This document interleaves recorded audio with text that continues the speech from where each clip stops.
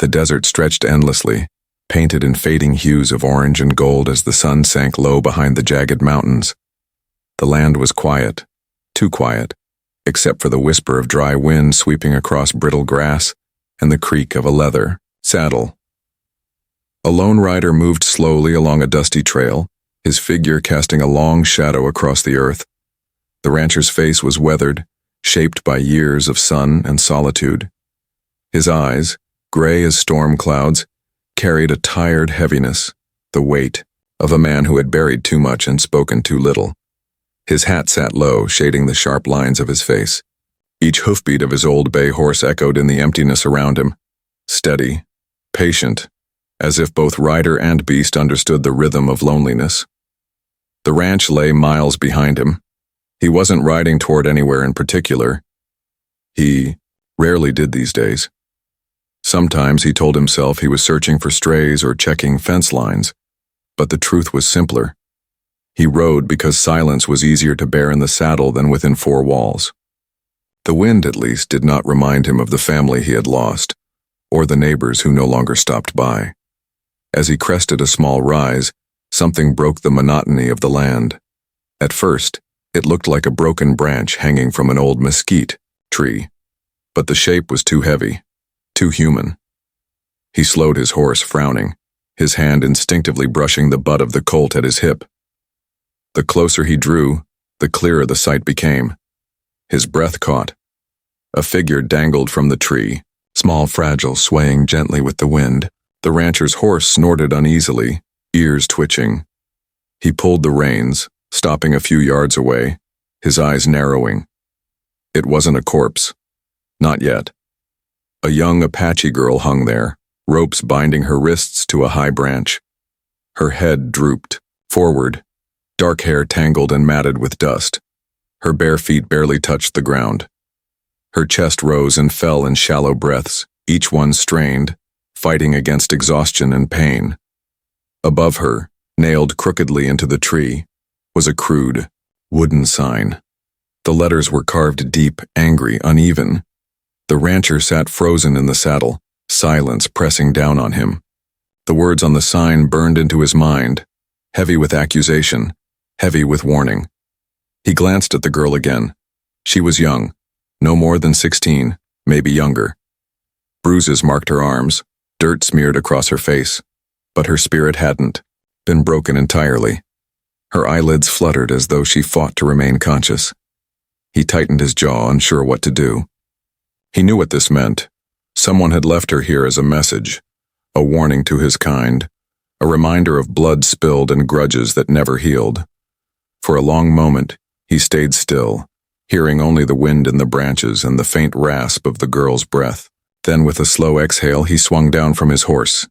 His boots hit the dirt, and the decision, whatever it was, began to form inside him. The lonely rancher had found her, and nothing in his world would be the same again. The rancher's boots sank into the dry earth as he approached the tree, each step deliberate, heavy with caution. The girl stirred faintly, a weak moan escaping her lips. She was alive, but only just. The rope bit into her wrists, rough and bloodied where she had struggled. For a moment he just stood there staring at her and the sign above her head. The words pressed into him like a stone on his chest. He had seen signs before, warnings, nailed to fences, carved into doors, painted in blood on canyon rocks. But this one was different. This wasn't a warning for travelers. This was a punishment, a message delivered through flesh and breath. The rancher tugged his gloves tighter and reached for his hunting knife. His horse shifted nervously behind him, hooves scraping the dirt. He cut through the rope with one clean stroke, and the girl collapsed into his arms, light as a bundle of sticks. Her head lolled against his chest, lips cracked, eyes fluttering but unfocused. Her breath rasped shallowly like each one was a decision. He crouched, lowering her gently to the ground, and pressed his canteen to her mouth. At first she resisted, a faint shake of her head, a mumble in Apache he didn't understand.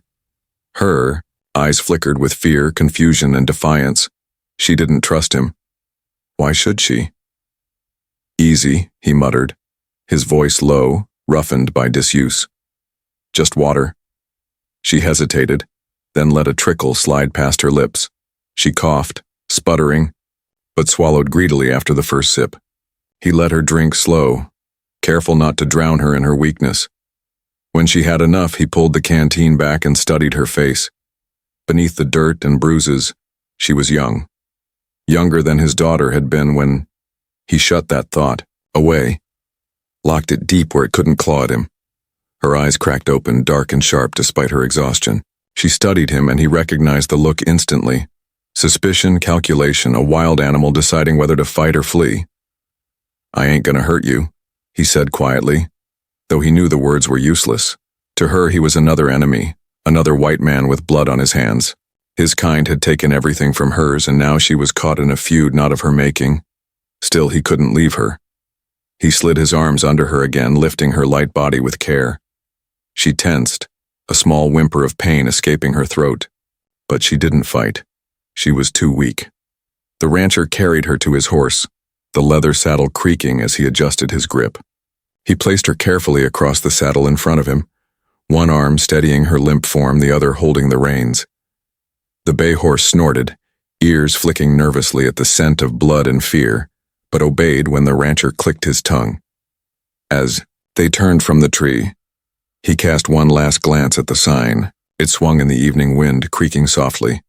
The words seemed to glare down at him, burning themselves deeper into his memory. He wanted to tear it down, smash it to splinters. But he didn't. Not yet.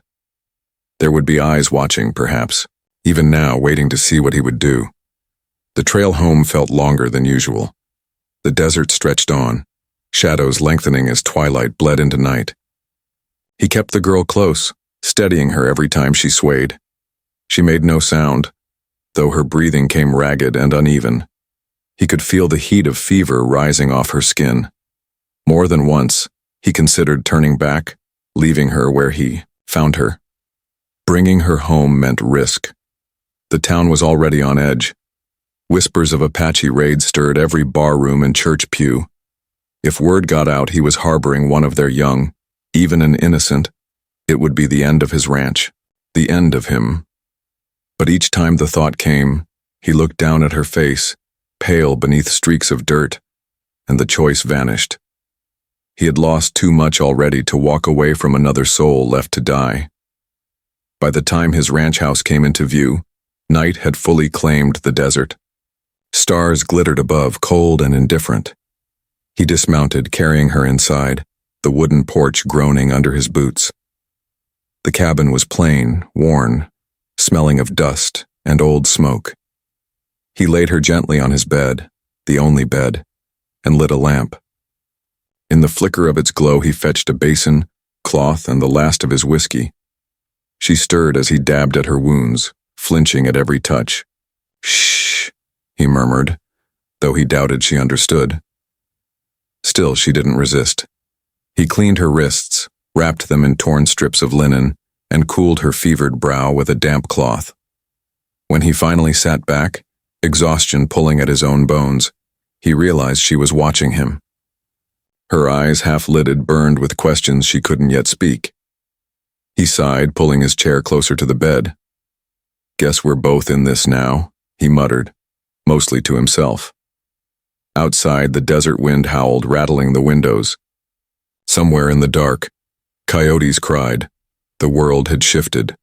Tomorrow, nothing would be the same. The night pressed heavy against the ranch house, the desert wind clawing at the shutters as though it wanted inside. Within the small cabin, the lamplight flickered across rough-hewn walls, casting long shadows that danced with each gust. The rancher sat in his chair, elbows on his knees, watching the girl sleep. She lay curled on his bed, wrapped in a wool blanket far too large for her slight frame. Her breathing had steadied some, though it still rasped in her chest. Each inhale sharp, each exhale slow. Fever sweat dampened her brow, glistening in the dim light. He had done all he could. Whiskey for the wounds, cool cloth for the heat, clean bandages where the rope had torn her skin. The rest was up to time and stubbornness. He leaned back, exhaling long and low. The chair groaned beneath his weight. His eyes drifted to the shelf where his Bible sat untouched, its leather cracked and fading. He thought about opening it, searching for words, for comfort. But the words had stopped meaning much a long time ago, buried beneath graves and broken promises. Instead, he poured himself the last inch of whiskey from the bottle and let it burn down his throat. The girl stirred, a faint whimper slipping through her lips, her eyes cracked open, dark, wary, searching. She saw him across the room and the same suspicion returned, sharp as a blade. He raised his hands slightly, palms open, a silent gesture. "You're safe," he said. Though he doubted, the words carried any weight. She blinked slowly, her gaze darting from him to the door, then back again. Her voice came out hoarse, broken by thirst and exhaustion. She spoke in Apache, a string of syllables he didn't understand. The tone, though, the tone was clear. A question, a demand. "I don't know what you're saying," he muttered. "Wish I did." She frowned, frustration flashing across her features. Her lips pressed into a thin line as if swallowing words she knew he would never hear. Silence stretched between them, filled only by the creak of the house and the restless wind. He wanted to say more, to bridge the gulf between them, but his tongue felt clumsy, unfit for comfort. He was a man of few words, and most of them had gone unused for too long. Finally, he stood, dragging the chair back with him. "You rest," he said simply. "I'll keep watch." He settled near the window, eyes fixed on the dark horizon.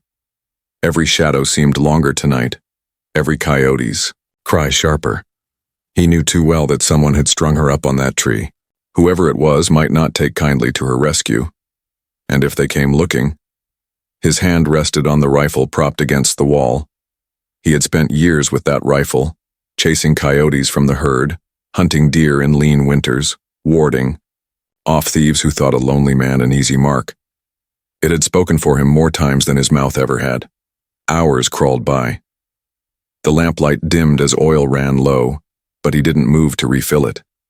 His eyes never left the horizon. Near dawn, when the stars had begun to fade and the first hints of gray touched the sky, he heard a sound behind him. Soft. Careful. He turned his head and saw her sitting up in the bed, blanket pulled tight around her shoulders. She was watching him again, eyes narrow as if measuring him. Her hands trembled faintly, but her chin lifted proud despite her weakness. He nodded at her, slow and steady. "Name's Cole," he said at last, his voice rough. The words felt strange after so much silence, but necessary. "Cole Thatcher." She said nothing, only tightened the blanket and held his gaze. He tried again, tapping his chest. "Cole." Then he pointed gently toward her. "You?" For a long moment she remained stone still, lips pressed tight. Then, in a whisper hoarse with pain, she gave a single word. A name. He didn't catch it fully, the syllables soft, foreign, but it was something. Something real. He repeated it clumsily, earning the faintest flicker of surprise in her eyes. Not trust, not yet, but maybe a shift. A crack in the wall between them. The rancher leaned back, letting out a breath he hadn't realized he'd been holding. "All right," he murmured, more to himself than her. "Guess we'll figure this out." The girl closed her eyes again, exhaustion pulling her under, but her breathing was calmer now, less ragged. Cole turned back to the window. The desert stretched endless before him, a land filled with grudges older than both of them. But for the first time in a long time, he wasn't alone, and that meant trouble. The desert sun had burned away the chill of morning, and heat pressed down on the land like an anvil. Cole was outside, sleeves rolled to the elbow, chopping wood. Each swing of the axe was steady, measured, his muscles working through the rhythm as if the act alone might silence the thoughts gnawing at him. Inside the cabin, the girl rested. Her strength was coming back. He could see it in the way she sat straighter now, eyes sharper when they followed his movements. She still didn't trust him, but her spirit hadn't broken. That much was clear. The problem wasn't her. It was everything else. By noon, dust rose on the horizon. Riders. Cole spotted them before they reached the fence line. He leaned on the axe handle, watching as two men came into view, both mounted, both familiar. Neighbors, ranchers like him. "Cole," the first man called as they drew near. His name was Harlan Briggs, thick-bearded, sharp-eyed, always carrying himself like a man who knew other folks' business. The second, Mason Tate, was younger but just as quick with gossip. Cole set the axe aside and met them at the fence. "Didn't figure to see you out this way," Harlan said, tugging at his reins. His horse shifted, stamping dust into the dry earth. "Heard some strange talk over at the trading post?" Cole raised an eyebrow. "That so?" Mason nodded. "Word is, someone found Apache tracks not far from here. And more than that, talk of a warning. Something carved into wood. A message." The rancher's jaw tightened. He said nothing. Harlan studied him, eyes narrowing. "You ride out yesterday?" "Checked the north fence line," Cole answered evenly. "Stray's been nosing out that way. You see anything?" Cole let the silence hang just long enough to make his meaning plain. "Desert's empty as ever." The men exchanged a glance, unconvinced. "Funny," Mason said, "'cause talk is, someone pulled a half-dead Apache girl down from a tree not 5 miles from here, left there with a sign. Folks say whoever took her down's asking for trouble." Cole's expression didn't shift, but his hand twitched near his belt. "Rumors. Folks around here got plenty of them." "Maybe so." Harlan leaned forward, in the saddle. "But if there's truth to it, and if she's anywhere near your place, you're sitting on dynamite, Cole. Apache don't forgive. White men don't forget. You know that as well as anyone." The rancher didn't answer. His silence was answer enough. At length, Harlan spat into the dust. "Just looking out for you. Trouble's coming one way or another." They wheeled their horses and rode off, leaving a cloud of grit hanging in the air. Cole stood there a moment longer, watching the dust drift before turning back to the house. Inside, the girl was sitting up on the bed, blanket draped over her shoulders. She had heard. He could see it in her eyes, wary, alert, like a deer ready to bolt. "Neighbors," he muttered, shutting the door behind him. "Nothing you need worry over." She tilted her head, studying him as though trying to peel back layers of words she couldn't understand. He wished, for the 100th time, that he knew her tongue. Instead, he crouched near the hearth, stirring the coals to life for supper. The silence between them was thick, not of mistrust alone, but of danger pressing in from all sides. That night, he kept the rifle closer than ever. Every sound outside the cabin put him on edge. The howl of coyotes, the snap of branches, the shifting of wind through the dry grass. Sleep came fitful, broken.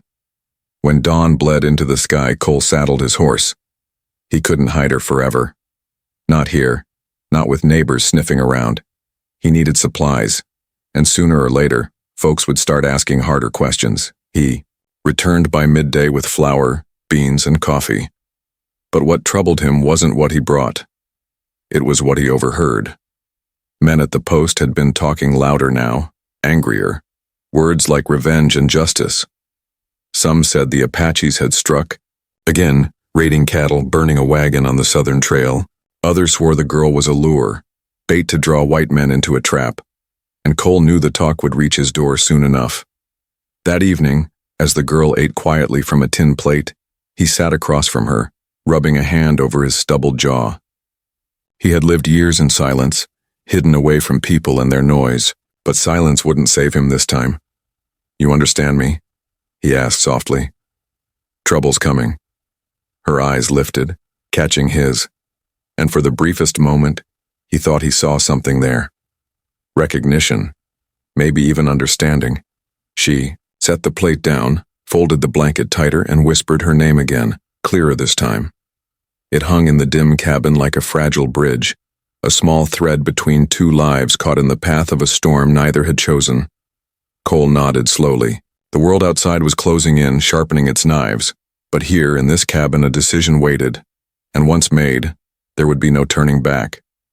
The day broke sharp and clear, sky washed in pale blue, but Cole felt the weight of storm clouds. gathering just beyond sight. He rose early, feeding the stock, checking the corral. His every move was slower, heavier, as if he already knew the quiet wouldn't last. Inside the cabin, the girl moved with a little more strength now. She sat by the table, combing her tangled hair with her fingers, her eyes darting to him each time he stepped through the door. He couldn't tell if she looked at him for reassurance or to measure whether he'd abandon her too.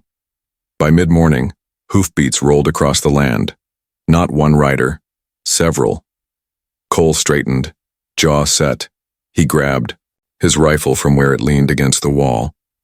The girl stiffened at the sound of riders drawing close, her breath shallow, fingers gripping the edge of the table. Dust rose as 5 men approached, their silhouettes cutting against the horizon. All neighbors, all armed. Harlan Briggs led them, the brim of his hat pulled low, eyes as hard as the iron barrel resting across his saddle horn. Cole stepped outside, shutting the cabin door firmly behind him. "Harlan," he said flatly. "Cole." Harlan's voice carried easy, but there was no friendliness in it. "We need to talk." Cole's rifle rested loosely in his hands, not raised, but not idle. "Then talk." The men shifted in their saddles, eyes flicking toward the cabin. Mason spat into the dirt. "You've got her in there," Harlan said, voice steady. "That Apache girl, don't bother denying it. We seen the tracks, heard the whispers. You brought her back here." Cole didn't answer. "You know what that means," Harlan went on. "They left her as a message, a warning. You shelter her, you spit on every grave they've filled with white blood. You draw their vengeance to every man, woman, and child within 10 miles. Cole's eyes narrowed. "She's just a girl. She's Apache," Mason snapped. "That's all that matters." The words hit hard, sharper than bullets. Cole remembered the sign nailed above her head. "White man don't forgive." He'd spent days trying not to believe it, but here it was alive in his neighbors' voices. Harlan leaned forward in the saddle. "We're not here to argue. Hand her over. We'll take her down to the post. Let the sheriff deal with it. If you stand in the way, Cole..." He let the words trail off, hand brushing the butt of his revolver. The desert fell quiet. Even the wind seemed to pause. Cole's grip tightened on the rifle. He thought of all the years he'd lived alone, letting the world pass him by, avoiding quarrels, avoiding people. But now a thin, bruised girl sat inside his cabin, and these men meant to drag her out into the dirt like she was less than human. He raised the rifle a fraction, enough to make the meaning plain. "Ain't no one taking her from here." The air cracked with tension. Mason swore under his breath. One of the others shifted nervously in his saddle. "You've gone mad," Harlan hissed. "You'll start a war we can't finish." Cole's voice was low, steady. "War's already out there. Maybe it's been out there all along, but she's not going to pay the price for it." For a long moment, nobody moved. Then Harlan's hand twitched toward his revolver. The sound came first. A whistle through the air, sharp as a hawk's cry. An arrow struck the dirt between Harlan's horse's hooves, sending the animal rearing. The riders cursed, pulling, hard on the reins. Another arrow thudded into a wagon wheel leaning by the corral. From the ridge to the north, shadows stirred. Figures appeared against the sunlight. Apache warriors, bows raised, rifles glinting. The neighbors shouted in alarm. Suddenly, the fight was no longer man against man, but survival against the storm rolling down from the hills. Cole spun, shoving the cabin door open. "Down," he barked, grabbing the girl by the arm and pulling her to the floor just as a bullet shattered the window. Gunfire cracked through the still morning, smoke rising as lead and arrows sliced the air. Horses screamed. Men shouted. The war Harlan warned of had arrived, not because Cole sheltered the girl, but because the Apache had come to claim their own. The girl clung to him, eyes wide with terror, whispering something in her tongue he couldn't understand. He pressed a hand to her shoulder, trying to steady her. "Stay low," he muttered, throwing the rifle barrel across the windowsill. He fired once, twice, the kick against his shoulder familiar, grounding. One of the riders fell from his saddle outside, crying out. The neighbors, caught between Apache fire and Cole's stance, scattered, some riding hard south, others trying to find cover. But the Apache pressed closer, their cries echoing across the desert, fierce and unrelenting. The girl covered her ears, rocking on the floor. Cole crouched beside her, heart pounding, torn between defending his land and protecting the child fate had tied to him. And for the first time in years, he felt the old fire inside him, the part of him that hadn't yet been beaten down by silence and grief. The world outside had finally forced its hand, and Cole realized he would fight, not for land, not for pride, but for the fragile life that had been strung up like a warning and left in his care. The battle raged like thunder across the ranch. Gunfire, the hiss of arrows, the panicked cries of horses. It was chaos, a storm of blood and dust. Cole pressed his back to the cabin wall, reloading his rifle with shaking hands, sweat streaking down his weathered face. The girl crouched beneath the table, trembling, her dark eyes wide and unblinking. Each gunshot made her flinch. When the window shattered, she buried her head against her knees, whispering words in Apache. A prayer or a plea Cole couldn't understand. Outside, neighbors fell back in disarray. Two lay sprawled in the dirt already, one groaning, another still. Harlan and Mason had taken cover behind the corral, returning fire desperately. The Apaches pressed from the ridge, their war cries fierce, their shadows leaping like spirits across the sunlit rocks. Cole knew it couldn't last. His ranch, his home, though it was the battlefield now. Sooner or later they'd set fire to it. Sooner or later they'd come through the door, and between them all sat the girl. He leaned close to her, speaking low, urgent. Listen to me. If they break through, you run. Out the back, down to the creek bed. Stay low, don't stop, you hear me? Her eyes flicked up at him, confusion mixing with fear.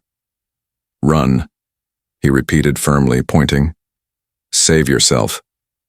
She shook her head violently, clutching his sleeve as if refusing to let go. Before he could say more, the door rattled. An Apache warrior slammed against it, shouting something sharp and guttural. Cole spun, bracing his shoulder against the wood, firing through the crack. The warrior fell, but two more voices rose outside, angrier than before. Smoke began to curl past the windowsill. The barn was burning. The dry timbers snapped and groaned, flames licking higher, sending sparks into the sky. Cole's chest tightened. Everything he'd built, every fence post he'd driven, every wall he'd raised, all of it turning to ash. But he didn't care about the ranch anymore. He cared about the girl. A crash split the air. The back window burst inward as an Apache climbed through. Cole swung the rifle, too slow. The warrior knocked it aside, drawing a knife. The girl screamed. The blade slashed, grazing Cole's arm, but the rancher drove forward with a roar, tackling the man into the wall. They struggled in the dust, the knife flashing again. Cole's calloused hands seized the Apache's wrist, veins bulging with strain as he forced the blade away. With a desperate heave, he smashed the man's head against the beam until the body went limp. Cole staggered back, chest heaving, sweat and blood mingling on his sleeve. He met the girl's terrified stare, then grabbed her hand. We can't. Stay here. He pulled her toward the back door, kicking it open. The creek bed lay a quarter-mile south, but between them and safety stretched open ground crawling with fire and gunmen. Bullets whistled as they ran. Cole shielded her with his body, dragging her low, heart hammering. Dust stung his eyes. Another neighbor fell across their path, face down, blood soaking the sand. Harlan's voice rang out behind them. Cole, you fool! They'll kill us all! Cole didn't answer. He and the girl reached the edge of the creek bed, diving into the dry channel as shots spat above them. They pressed low against the earth, gasping, listening to the chaos behind. The girl clutched his hand, eyes burning with a silent question. Cole swallowed hard. He didn't have answers. Then the war cries grew nearer. Shadows appeared above the creek's edge, Apache warriors, bows drawn, rifles leveled. Cole rose slowly, pushing the girl behind him. His rifle hung empty. His revolver held only 2 shots left. He lifted it anyway, staring up at the men on the ridge. Take me, he rasped. But leave her. The girl froze, clutching at his coat, shaking her head fiercely. But Cole stepped forward, raising his arms. "She's just a child," he said, voice cracking. "She didn't choose this. If blood needs spilling, spill mine." The warriors didn't move. Their dark eyes studied him, unreadable. One of them spoke. Words Cole couldn't understand, but his tone carried weight, command. The others lowered their weapons slightly. Behind, more hoofbeats thundered. Harlan and Mason appeared, guns. "Ready?" Faces twisted with fear and fury. "There!" Mason shouted. "They've got him cornered! Finish it!" Cole spun, revolver snapping up. He fired once, hitting Mason square in the chest. The man crumpled, shock frozen on his face. Cole fired again, grazing Harlan's hat, driving him back in panic. The gun clicked empty. Cole stood exposed now, no weapon left. Nothing but his body between the girl and death. The Apaches stirred, voices rising. Some raised bows again, but the leader barked another command. Silence fell. The leader dismounted, stepping forward slowly. He was older, scar running down his cheek, eyes sharp as flint. He looked at the girl, then at Cole. His gaze lingered on the bloodied, empty-handed rancher who had stood against his own people, his own neighbors, to shield a child not of his. "Blood." The man spoke softly to the girl in their language. She answered in a rush, tears streaming down her face. Whatever she said, it changed something in his eyes. At last the leader nodded. He gestured to his men and they lowered their weapons. Cole sagged with relief, but he didn't relax. The leader looked at him once more, then touched 2 fingers to his chest, a gesture somewhere between respect and warning. Without another word, the Apache melted back into the desert, vanishing like ghosts. The girl clung to Cole, sobbing silently. He rested a rough hand on her head, his own breath shaking. Behind them, smoke rose from his ranch. Everything he owned turned to ruin. But in that moment, with the girl alive in his arms, he realized he hadn't lost everything. Maybe, for the first time in years, he had something worth keeping. Dawn crept slowly over the desert, soft and pale, bleeding light across blackened timbers and curling smoke. The ranch was no longer a home but a skeleton, charred beams clawing at the sky. The once red barn sagged in ruin, its roof caved, ashes scattered on the wind like the remains of a life already gone. Cole stood in the yard, boots planted in dust and soot, shoulders heavy as stone. His rifle lay broken by the door, his revolver empty at his hip. Every muscle in his body ached. Every bruise reminded him he'd survived a night meant to kill him. Beside him, the girl was quiet. Wrapped in a blanket salvaged from the cabin, she sat on the porch steps watching the smoke drift. Her face was streaked with dirt, hair wild from wind and struggle, yet her eyes held something new, not just fear anymore, but a small, stubborn light. Cole looked down at her. She met his gaze for the briefest moment, then lowered her eyes again. He knelt slowly, his knees cracking, resting one hand on the step. "You hurt?" he asked, his voice gravel. She shook her head faintly. The blanket slipped, revealing rope, burns along her wrists, purple and raw. Cole's jaw tightened. "I'll find salve for that," he muttered, though there was little left unburned to find. Silence stretched. Only the groan of smoldering wood and the faint call of distant crows broke it. Finally, the girl whispered a word in Apache. Cole didn't understand, but the way she said it, soft, broken, felt like a thank you. He blinked, caught off guard, then looked away toward the horizon. The land stretched empty in every direction. Neighbors gone, stock scattered or dead, house ruined. He had nothing left to rebuild with, nothing but the girl sitting beside him, and maybe that was enough. By noon, Cole had gathered what little remained. A water canteen, a saddlebag, some jerky and flour spared from the fire. His horse pawed impatiently as he secured the load. The girl watched him, clutching the blanket. When he swung into the saddle, she hesitated. "Come on," he said gently, extending a hand. "Ain't safe to stay." She looked back at the ranch, then up at him. Slowly she rose and placed her small hand in his. He pulled her up in front of him, settling her against the saddle horn. She leaned into his chest, and for the first time, he felt her weight not as a burden but as an anchor. They rode south. The desert stretched wide and merciless, but the creek wound toward the river, and Cole knew of a trading post 3 days away. Maybe someone there could help. Maybe the girl had kin who'd take her in. Maybe. But deep inside, Cole already knew he wouldn't just leave her. Not after what they'd endured. On the second night, camped beneath a cottonwood tree, the girl surprised him. She gathered sticks, arranged them carefully, and sparked flint until a small fire caught. Cole watched her in silence, the flames flickering across her determined face. "You learned that?" he asked softly. She didn't answer, just gave the faintest smile, fleeting and shy. Cole felt something stir in his chest. Not joy, not yet, but purpose. He hadn't felt that in years. He stared into the fire, speaking more to the night than to her. "Lost my wife. My boy, too. Long time back. Thought I'd buried any reason to keep on living with him." His throat tightened, voice rough. "But maybe I was wrong." The girl said nothing, only placed one small hand on his arm. It was enough. By the time they reached the river, the scars of battle were fading into memory.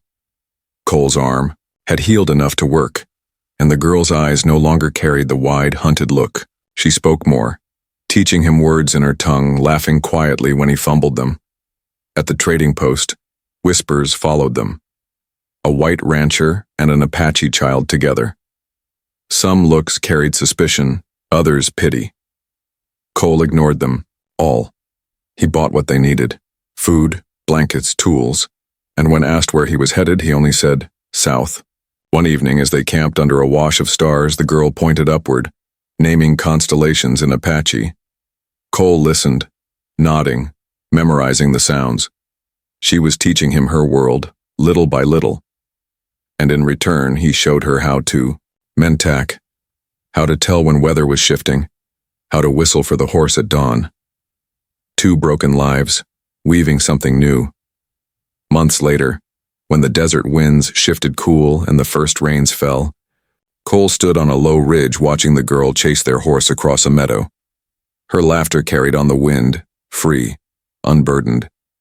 For the first time in longer than he could recall, Cole smiled. The ranch was gone, the past buried in ashes. But, in its place, something unexpected had taken root. A second chance. A family not of blood but of choice. And as the sun dipped behind the mountains, the lonely rancher realized he was lonely no more.